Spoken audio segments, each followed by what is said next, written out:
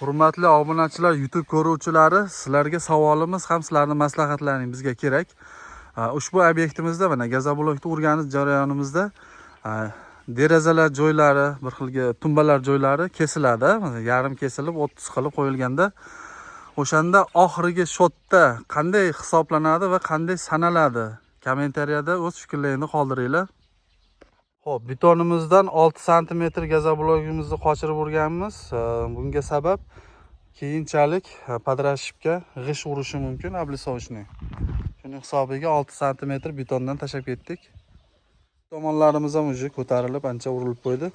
Xo'p, bu xonamizning razmeri 6 ga 3,5 metr.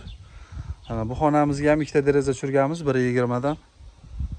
Bu tomonimizdan kirish xod zinapoya bo'lsa, o'rtamiz koridor, ikki tomonga kirish xona, 6 metrlikdan ikkita xona.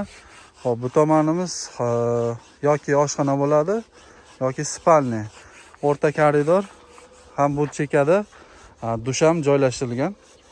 Xudo xolasa shu obyektimiz bitgandan keyin nechta общий gazoblok ketganini, hammasini rasxodlarini hisoblab, qancha mablag' ketdi, ularni ham iloji boricha sizlarga yoritib boramiz. Videoda xato va kamchiliklar bo'lsa, albatta oldindan uzr so'raymiz.